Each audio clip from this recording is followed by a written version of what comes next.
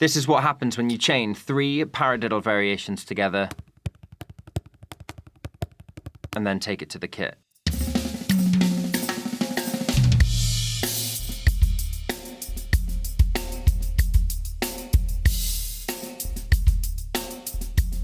It sounds complex, but it's literally just a bunch of different paradiddles stitched together with something super easy at the end.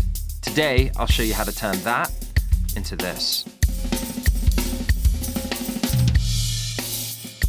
And by the end, you'll understand how drummers speak through combinations, ideas that flow together, not just pre-learned licks, like a language. Let's go. So here's the chain. We're linking 3 paradiddle variations, both the right hand and the left hand versions, and then finishing it off with single strokes. So, paradiddles, right, left, right, left, left. Inverted paradiddles, right, left, right, left. Double paradiddles, right, left, left. Singles, right, left. That gives us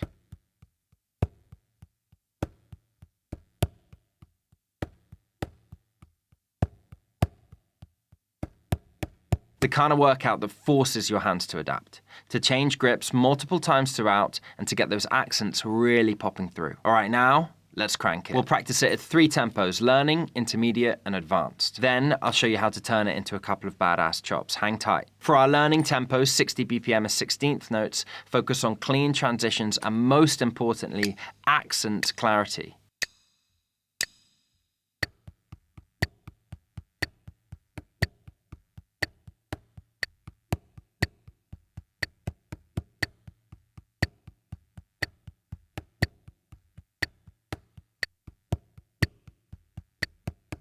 Great, now that it's under your hands, let's try 140 BPM, where you'll start to use a little bit of rebound and the fingers will gently come into play.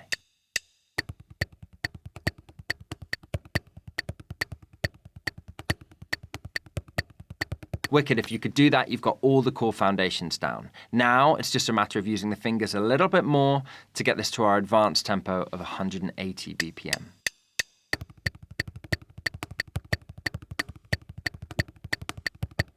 If you got through that, you've just built the approach that great soloing is made from. Because what makes drummers sound musical isn't just about speed. It's the ability to link ideas together on the fly. That's phrasing, that's vocabulary, that's how you speak on the kit. Now, let's take that chain to the drums. We'll break it into 2 licks. Both sound wicked, but they're totally achievable. For both of them, we'll drop a gear and play this in 30-second notes. That means both bars from before are now happening twice as fast, all within 1 bar of music. For chop 1, play the first note of the paradiddle on the floor tom, the rest on the snare. For the inverted paradiddle, play the right hands on the rack tom. Double paradiddle, all snare. Then for your right, left, play snare, rack, floor, floor.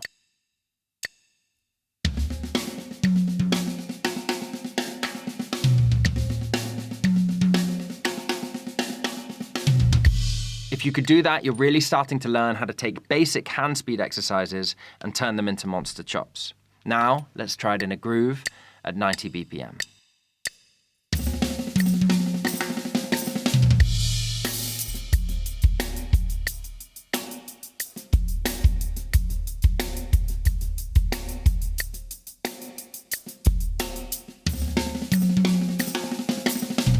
For chop 2, all right-hand accents will be on a cymbal with a bass drum underneath, and all left-hand accents will be as rim shots on the snare. We'll still end snare, rack, floor, floor. Let's try that now at 95 BPM for today's goal tempo.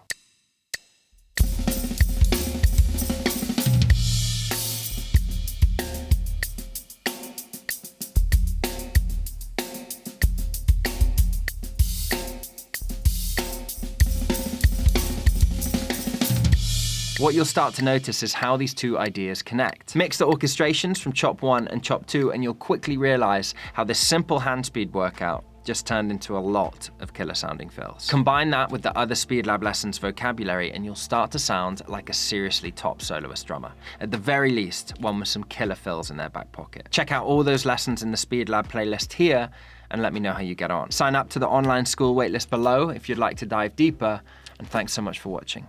I'll see you in the next one.